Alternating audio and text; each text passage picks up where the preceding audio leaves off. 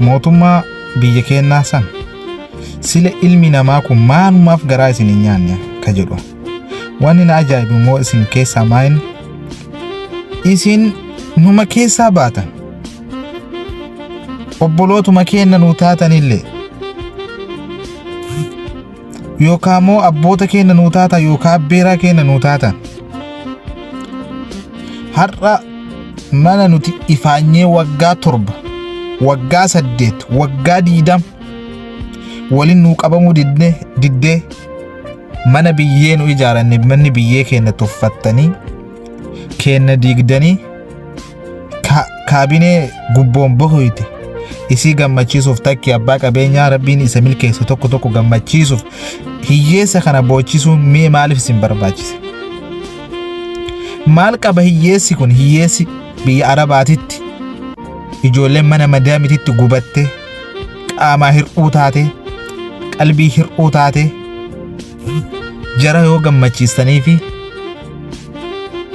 kaartaa pilaanii itti baaftanii fi yoo jarri ijaaratti mee maal qaba jiran? Har'a manni Adaamarratti diigamu yaani mana kam akkasii fiddanii ijaaruu addan malee manni gariin mana best ijaarameedha. Ifaajiin ilma namaa kun maaf isin hin gubne yaa mootummaa keenya? Isin amma hiyyeessa kana boochiftanii tokko gammachiisuuf miti.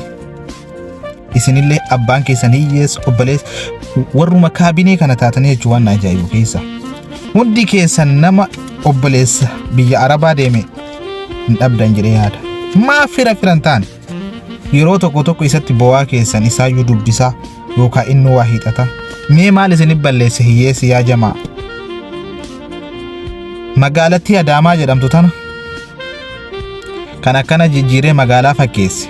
Baalaaftii isin takkee lama isin laaltan sana osoo hin ta'in ijoollee biyya Arabaa jirtu kanatu magaalattii qorqorroo bara dargii qabdu irraa jijjiiree magaalaa Adaamaa fakkeesse. Magaalota hedduu, magaalota godinaa, magaalota aanaa kanneen hunda bara dargii mana qabalee irraa jijjiiree mana seeftii qabu kan fakkeesse ijoollee hiyyeessuma kana. Baadiyyatti abboota keessanirraa obboleessa keessanirraa abbaa keessanirraa kan jijjiire ijoollee biyya Arabaatitti gubatte. Gariin immoo sanuu dhabdee baaratti dhidhimtee baara keessa hafte kanniin. Yoo isin amma ifaajii akkanatti irraa diidan kan osoo baarri sunuu nu nyaatee nama jechisiisa jechuudha. Gaabbiin qabu warri baaratti tare maal boonnaf warra baara tare ifaajii waggaa 2018 anama bakkeenyaaf bakka sanii 2 qaba jaraka abdiin qabu yaani silaa ka kaartaa itti qabnullee akkan ittiin ijaarre nu tarti jennee osoo mana ijaaratiin sanniin bakka 2-3 binne. Hin saamneetii miti kuni garuu ifaanyeeti. Har'a fiddanii yoo namarratti diigdan abdii nama kutachiisa. Akkanatti badhaadhu inni taati obboleessa kee boochisaa. Anumaa isiniin jechuun barbaadu ofii hiyyaa fi anuma takka illee natti fakkaanne garuu ijoollee abdiin qabne jira. Nam tokko dalagatee yookaan mana higgaawii biraa qaba. Kuni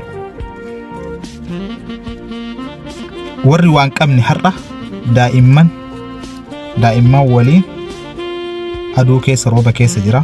Kaan immoo ajjeeftanii kaleeyyuu nama 7 du'ee daa'imni dubartiin takka nama ulfaati. Garaa isiniin nyaatu ilmi namaa.